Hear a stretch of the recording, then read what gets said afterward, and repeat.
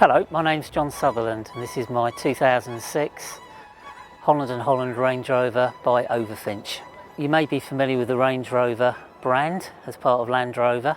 The Range Rover was originally introduced in 1970 and it was really more the luxury end of the Land Rover range. It was still at the time quite utility, but as the years have gone by it's become more luxurious in how it's been fitted out and sold. In the first generation of Range Rovers was from 1970 to 1994. The second generation, known as the P38, came in between 94 and 2002. And again, as part of that, the Vogue was introduced and much more luxurious versions came into play. In 2002, the third generation Range Rover was introduced, which is known as the L322, of which this is one of the models. And this model ran from 2006 to 2012. And as part of that, they had facelifts in between that period. Would be a second facelift car, which was introduced in 2006. And that's when they introduced the supercharged version. In terms of this particular vehicle, Overfinch started their collaboration with Holland and Holland, and that took place in 2009, which is where they derived this particular model that we see here today. In terms of, you may be thinking this is a 2006, and I've just mentioned 2009. The particular feature of this car is that the chairman of the time at Overfinch, Bob Dover, who used to be the chairman and CEO of Jaguar Land Rover and also Aston Martin, who incidentally introduced the L322 to the market, as well as the Discovery and Aston Martin DB7, he had this particular vehicle commissioned for him to promote the business for Overfinch. So it's quite unusual for them to commission a second-hand car rather than a new car, but that makes it completely unique in terms of it's a pre-2010 model commission, so it's a one-off bespoke vehicle particularly done for himself. In terms of the Holland and Holland special edition for Overfinch, the initial plan was to produce 100 vehicles, and in fact, due to pressures on the company as a whole when they were looking to go into administration in 2010, records indicate that they only actually worked on 9 of these models, of which this is one of the 9. So just to give a little bit of a background to Land Rover, Holland and Holland and Overfinch. Overfinch isn't officially affiliated with Jaguar Land Rover, but Overfinch have been in business since 1975, and they've been specialising in both performance and design aspects to enhance the Land Rover, and initially they did that with the Range Rover. More latterly they've done it with other models from the Land Rover range, and they've really specialised in initially the performance side. Because the performance of the standard Range Rover was quite poor, so they started off with changing the whole engines. They used to use bigger American engines. As time's gone on and the performance of the vehicles has improved, they've more moved towards the interior and exterior design rather than the overall performance. So just giving a little bit of background on Holland and Holland. Holland and Holland were established in 1835. They've had royal warrants from 1885. They are based in London. They have a shooting ground in Northwood, which they opened in the 30s.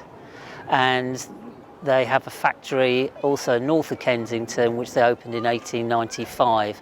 Their specialism is high-end firearms, shotguns, rifles, and they particularly specialise in presentation firearms, which have high level engraving and top quality materials. So just to give you a little bit more history about the actual vehicle itself, I've only had it for a short time. I've only had it since April this year. It started life in 2006 as a Land Rover Range Rover Vogue SE. SE relates to the special equipment that was on the car. Then it was owned by a couple of owners from 2006 through to the 2010 period. In that time, it's pretty well looked after, and that's the time when the CEO of Overfinch asked for a car to be commissioned for him to promote the business. So at that point, Overfinch purchased the car, and they took around then commissioning it into the Holland and Holland version that you see today, and that will talk you through the various features of it. It's a 4.2 supercharged. They introduced that in 2005, so the performance is really good on the car. And as a base building block, being a Vogue SE, it had really good features and a high specification. So Overfinch and Holland have only just added to the spec and the luxury feel of the car. So just going around the car, start off the rear of the car, it's got some unique badging, Overfinch badging, Holland and Holland badges. And if we open the tailgate, what we managed to do here is just present the car as if you might use it for your weekends away. The car came with a customised gun security box, which has got a Holland and Holland branding on it.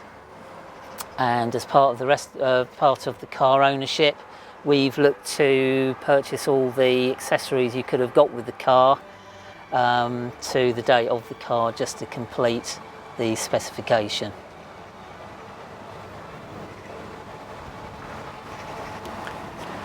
So just looking a little bit more about the body kit, what you've got with this particular model is it's got an Overfinch GT Aero kit. So from the rear of the vehicle, what you'll see is it's got a different bumper arrangement, and as part of that you have the Overfinch special exhaust tips, which are unique to this Holland and Holland vehicle.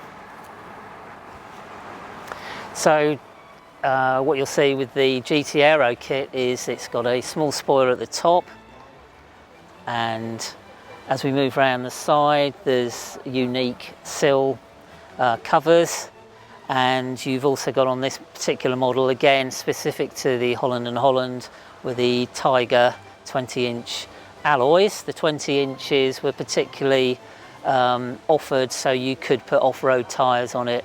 22 inches would be more road suitable.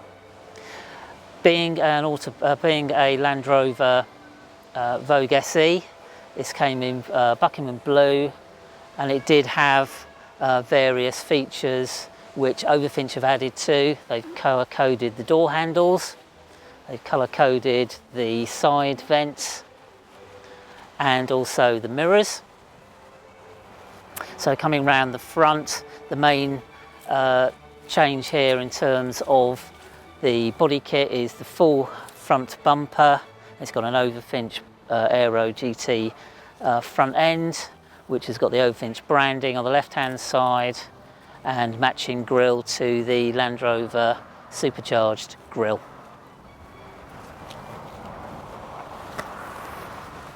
So coming around to the other side,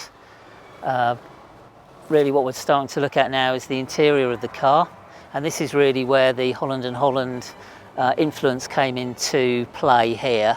So looking at the interior of the car now, and this is really where the Holland and Holland collaboration came into play. If we look inside the car, what Overfinch have been able to confirm, authenticate, is the level of the recommissioning inside the cabin. So in terms of the leather, it's had a full leather retrim in two-tone navy and parchment, using Bridge of Weir finest leathers. And in terms of the Holland and Holland influence in here, it's primarily the replacement of all the wood. So this is a 32-piece wood replacement. This is all handmade, hand veneered, hand lacquered by Holland and Holland. And you'll see the features are the steering wheel. It's got the burr walnut, The central console, you won't see any other models. This is totally specific to the Holland and Holland and totally specific to this particular car. The other Holland and Hollands Overfinches are all 2010 models. So they've gone all the way through in terms of the central console, transmission. And one of the interesting features is on the door pulls. We have the Holland and Holland branding to each of the door pulls, front and rear. And as you'll see, the quality of the wood is really something. It's very high quality. They call it gun stock quality wood. So you're really getting that feel of the Holland and Holland influence on the car. So just moving to the rear of the car. This is really one of the key features that are unique about the Holland and Holland model. So you've got a central console, and as part of that central console, again branded with Holland and Holland, you've got the bespoke crystal tumblers, and these are branded with Holland and Holland and also Overfinch, which sit very nicely into that cabinet. There's a little hole for the in-car entertainment remote. But what you've got in the central part here is you've got the central cubby hole where you can keep drinks and your decanters and glasses. And then moving forward, you've got a fridge. And this is a real fridge. It's not a cooler box. It's got cooling panels, and that really does keep these drinks to that type of temperature. Other than that, it's still got its Land Rover Vogue SE features of a DVD in-car entertainment system. So it's a very nice place to be in the back of this car. So just taking it to the engine compartment. As I've said previously, this is a V8 supercharged version introduced in 2005. And this engine replaced the BMW power plant. This is a Jaguar derived 4.2 V8 with about 400 brake horsepower and a Jaguar transmission. So it does give very good smooth performance. Fuel consumption wise, not too bad on a run, about 22, 23. And it delivers the power of a nice little V8 burble, but it's very smooth and quiet in the cabin. So another interesting anecdote about this car is its use while it was in the ownership of Overfinch. So the Sunday Times in October 2010 asked for a car to test drive. There weren't any Model 10 Holland and Hollands available, so the owner and CEO of Overfinch lent them this vehicle for their test drive, which was done in Scotland by the late A.A. Gill. So he wrote up a fantastic article on the car, a little bit irreverent and tongue-in-cheek, but he really liked the vehicle. So on the website and on the internet, you'll see a picture of A.A. Gill with this car with its previous number plate on it. But when the Sunday Times printed their supplement, they actually used stock photos of the Model 10 Holland and Holland and did a little bit of photoshopping with A.A. Gill sitting on the bonnet of it. So although we got the article from the newspaper and provenance from the CEO of Overfinch, there was a little bit of smoke and mirrors going on there for that one. So in terms of performance, although I've only had the car for 4 months, whenever I've used it, which has been quite sparingly, I've enjoyed driving it. It gives very good power delivery, very smooth ride. It's a real occasion to go in this car just because of the way it's been specified as this Holland and Holland model. I've enjoyed taking it to car shows. We were lucky enough that it was a finalist at the recent Bicester Land Rover Legends show, where it was in the category of Best Bespoke Vehicles. And we were very happy to show the car there to many other car enthusiasts. And I've also taken it down to Goodwood Racing Club Breakfast Club, where again it was really well received. People seem to really like it. I get some really nice comments about it in terms of how British it is. It really portrays that, and because of its rarity, people are very pleased to see it.